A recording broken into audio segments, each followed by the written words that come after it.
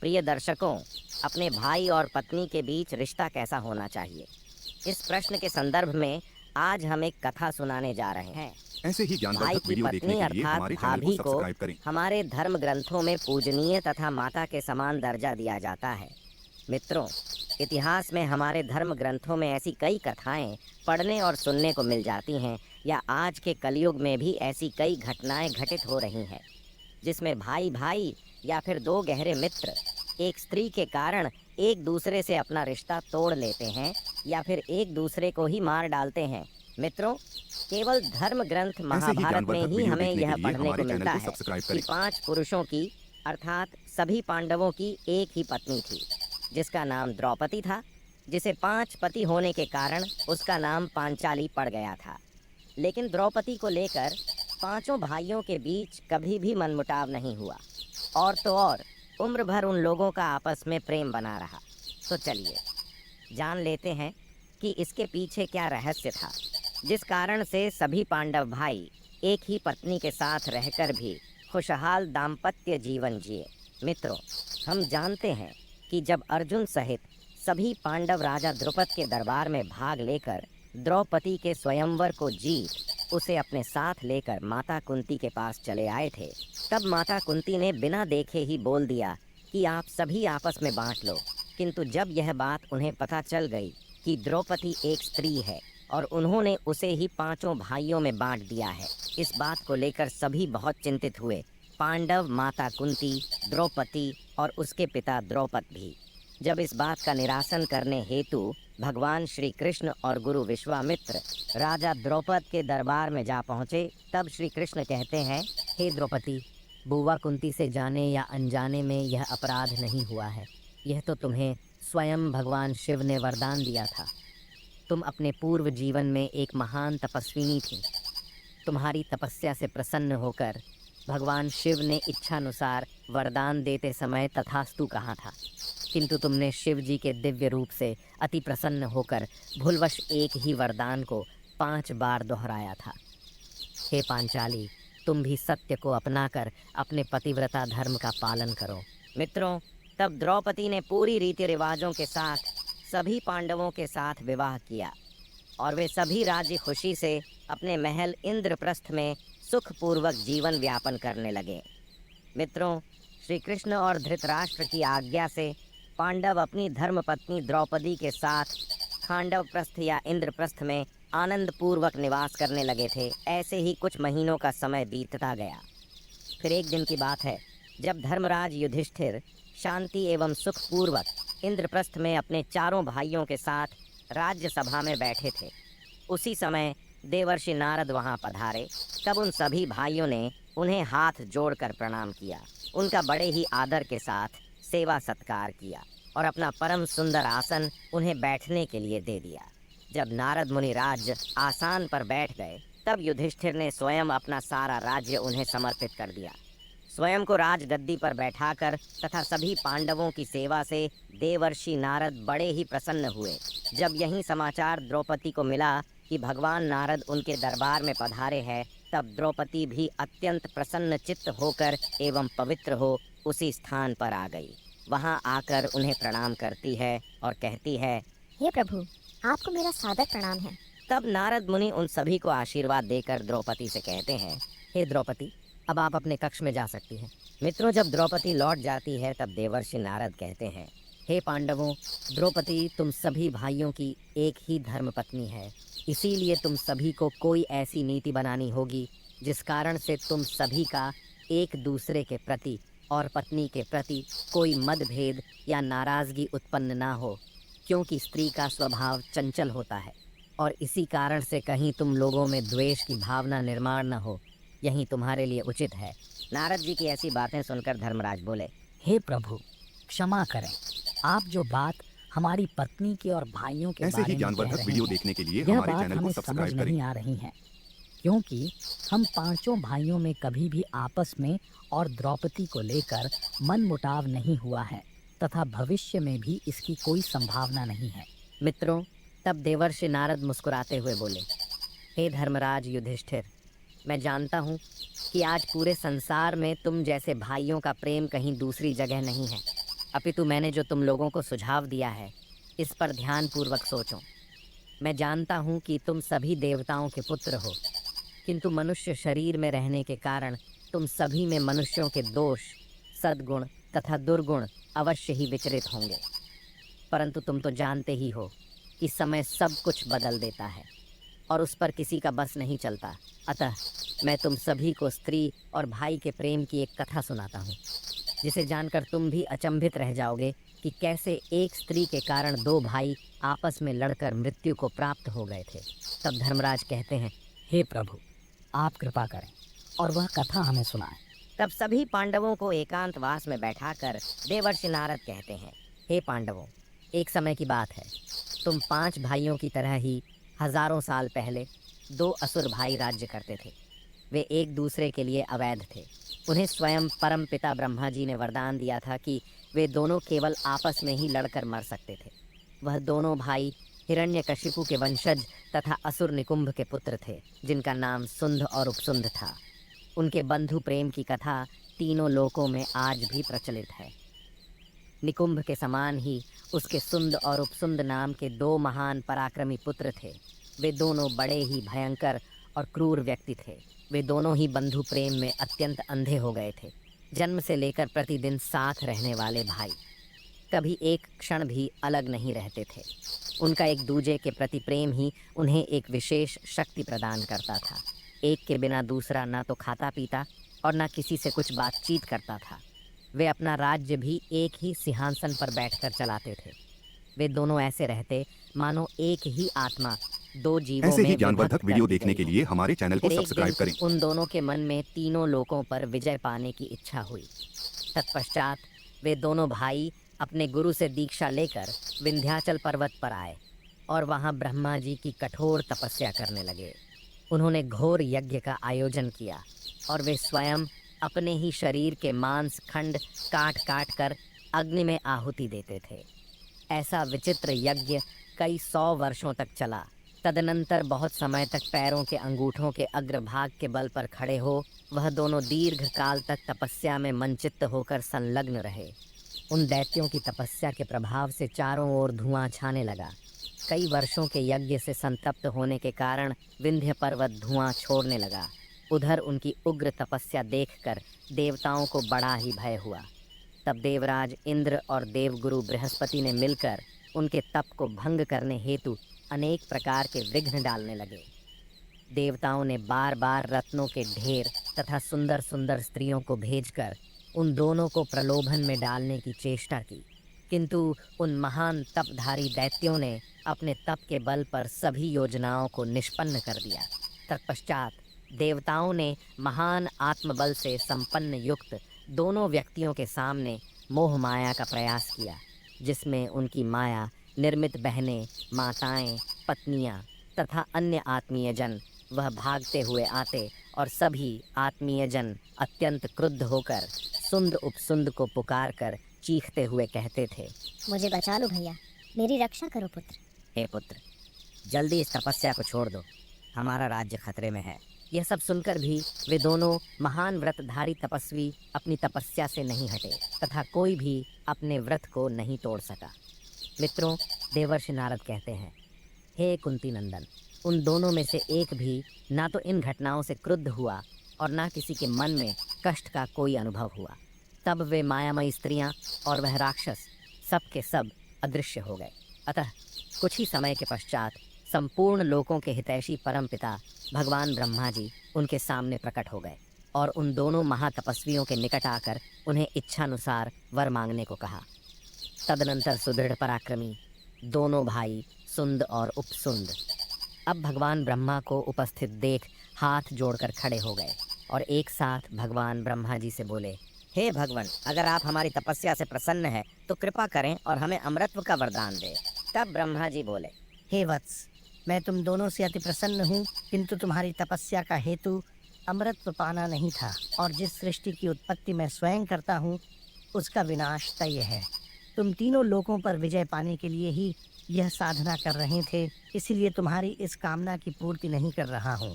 अतः तुम कोई अन्य वर मांगो जो संभव हो। ब्रह्मा जी की ऐसी बात सुनकर उन्होंने कहा, हे प्रभु, हम दोनों भाई संपूर्ण मायाओं के झाता, अस्त्र शस्त्रों के विद्वान, बलवान और इच्छानुसार रूप धारण करने वाले हो जाए। हमें परास्त करने वाला अन्य कोई भी प्राणी, देवता, मनुष्य और न असुर हो। हम दोनों भाइयों की शक्ति, हम दोनों का एक दूसरे के प्रति स्नेह है। इसलिए हे परमपिता, आप हमारी मृत्यु एक दूसरे के हाथों से लिखें। मित्रों, तथास्तु, ऐसा ही होगा।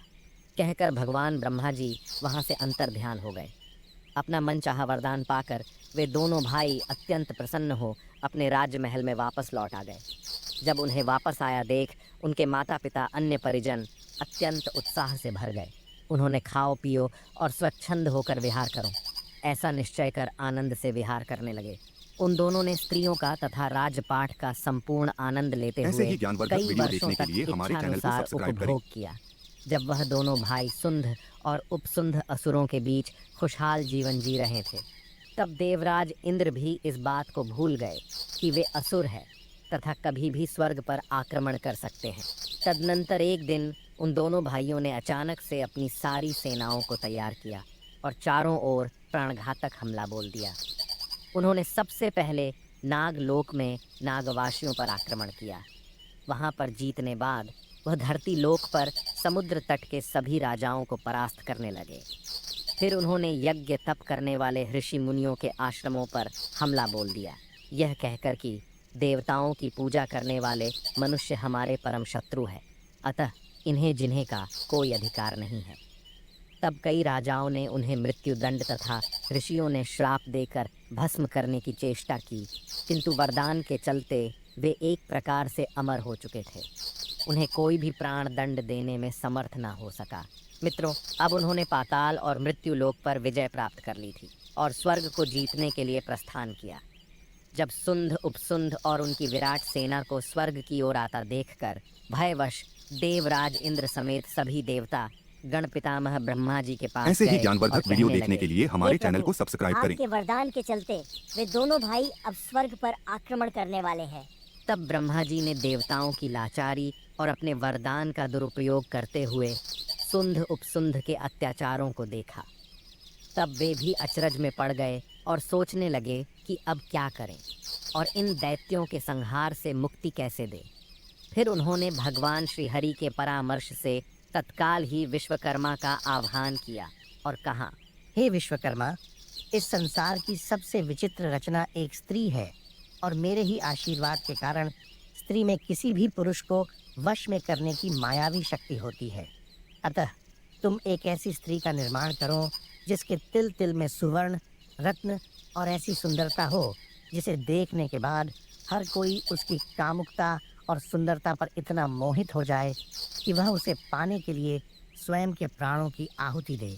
मित्रों, देवर्षि नारद कहते हैं, हे कुंती नंदन, ब्रह्मा जी की आज्ञा पाकर विश्वकर्मा जी ने एक अद्भुत सुंदरी का निर्माण स्वयं ब्रह्मदेव के तेज से किया, जिसे देखकर सभी देवतागण भी अपनी सुध बुद्ध खो बैठे। तब ब्रह्मा जी ने उसका नाम तिलोत्तमा रखा। जब उस सुंदर अप्सरा का अवतार हुआ तब ब्रह्मा जी बोले, हे तिलोत्तमा, तुम्हारा जन्म तीनों लोकों के कल्याण हेतु हुआ है, अतः मेरी ज्ञान की शक्ति से तुम जान चुकी हो कि तुम्हारे जन्म का उद्देश्य क्या है। तब वह तिलोत्तमा बोली, हे परमपिता, मैं भली भांति जान चुकी हूँ कि मेरा जन्म किस कार्य को पूर्ण कराने हेतु हुआ है। हे पिताश्री, मैं अपने प्राणों की परवाह किए बिना इस कार्य को शीघ्रता से पूर्ण कर वापस आपके पास आऊंगी। ऐसा कहकर तिलोत्तमा धरती लोक पर अवतरित हुई। वहीं दूसरी ओर जब सुंध और उपसुंध अपने महल के वन में टहल रहे थे तब उन्हें एक मनमोहक सुगंध ने आकर्षित किया। जब उन्होंने वहां जाकर देखा तो क्या था, एक सुंदर नारी जलाशय के पास स्नान कर वस्त्रों को परिधान कर रही थी। उसके शरीर की वह सुंदरता, मादकता को देखकर वे उसके सौंदर्य पर इस कद्र मोहित हुए मानो जैसे कोई भोवरा सुबह सुबह खिले हुए सुंदर फूल की तरफ आकर्षित होता हो। तब वे दोनों ही भाई उस स्त्री के पास जाते हैं और कहते हैं, हे युवती, आप कौन हो और हमारे राज्य के तालाब पर स्नान करते समय तुम्हें किसी ने देखा तो नहीं? तब वह सुंदरी कहती है, हे वीरों, मैं इस वन में आज ही आई हूँ। मेरा नाम तिलोत्तमा है और मैं पास ही के गांव में रहती हूँ। आप दोनों कौन हैं? वह दोनों भाई मुस्कुराते हुए बोले, हम दोनों इस राज्य के राजा हैं। हे भद्रे, तुम्हारे जैसी सुंदर स्त्री हमने सारे संसार में नहीं देखी। भला अब तक तुम कहाँ थीं? तब तिलोत्तमा कहती है, आप दोनों राजा हो, यह कैसे संभव हो सकता है? राजा तो केवल एक ही होता है, और मेरे पिता हमेशा कहते थे कि मेरी पुत्री किसी राजकुमार की ही हो सकती है। ऐसे ही ज्ञानवर्धक अतः वीडियो मैं देखने के जानना लिए चाहती हमारे हूँ चैनल को कि सब्सक्राइब तुम करें। दोनों में कौन सचमुच में राजन है? तिलोत्तमा की बात को सुनकर वे दोनों ही उससे प्रेम विवाह का प्रस्ताव रखते हैं और एक साथ ही बोल पड़ते हैं। कन्या, क्या तुम मुझसे विवाह करोगी? युवराज, पहले आप मुझे यह तो बताएं कि मैं किससे प्रेम विवाह करूं? आप दोनों ने ही विवाह का प्रस्ताव किया है, अतः धर्म के अनुसार मैं एक ही व्यक्ति से विवाह करूंगी। आप दोनों आपस में ही तय करो क्या करना है। मित्रों, देवर्षि नारद कहते हैं, हे पांडवों, सुंद कहता है, हे भाई उपसुंद, तुम मुझसे छोटे हो, इसीलिए तिलोत्तमा से विवाह करने का पहला अधिकार मेरा ही है। इसीलिए वह तुम्हारी भाभी है और बड़े भाई की पत्नी माता के समान पूजनीय होती है। तभी उपसुंद कहता है, हे भैया, मैंने तो देखते ही तिलोत्तमा को अपना हृदय दिया है, वही मेरी पत्नी बनेगी। इसी नाते से वह आपकी पुत्र वधू है और आपकी पुत्री बन जाती है। तब गुस्से से लाल पीला होते हुए सुंद ने कहा, ये तुम कैसी मूर्खतापूर्ण बात कह रहे हो? तुम्हें अपने बड़े भाई का आदर सम्मान तक करने नहीं आता। उसी समय उन दोनों की बातों को काटकर तिलोत्तमा ने कहा, अरे अरे रुको, यहाँ तुम दोनों क्यों झगड़ रहे हो? अगर आप मुझे पाना ही चाहते हैं तो मेरे पास एक योजना है, जिससे आप में से कोई एक मेरा पति अवश्य ही बन जाएगा। अतः धर्म के ऐसे ही अनुसार ज्ञानवर्धक एक वीडियो स्त्री देखने को के भी लिए अपना हमारे पति चैनल को चुनने का सब्सक्राइब पूर्ण करें। अधिकार होता है। आप दोनों ही व्यर्थ में बहस कर रहे हो। तब सुंद ने कहा, हे प्रिय, बताओ मैं तुम्हें कैसे पा सकता हूँ? मित्रों, तिलोत्तमा ने अत्यंत चतुरता के साथ उन दोनों को अपनी बातों में इस तरह से फंसाया कि वे भूल गए कि वे दोनों भाई हैं और उनकी मृत्यु उन्हीं के हाथों से हो सकती है। आगे तिलोत्तमा कहती है, मैं विवाह उसी पुरुष से कर सकती हूँ जो संसार में सबसे ताकतवर बुद्धिमान हो, तथा उसे कोई भी बड़े से बड़े योद्धा परास्त नहीं कर सकते हो, और तुम दोनों ने हमेशा एक दूसरे का ही सहारा लिया है।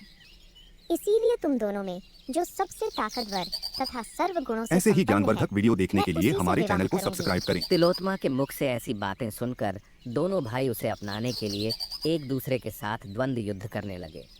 उन दोनों के बीच घमासान भयानक युद्ध छिड़ गया और देखते ही देखते सुंद ने उपसुंद की गर्दन को जकड़ लिया और उसके प्राणों को छीनने की चेष्टा की।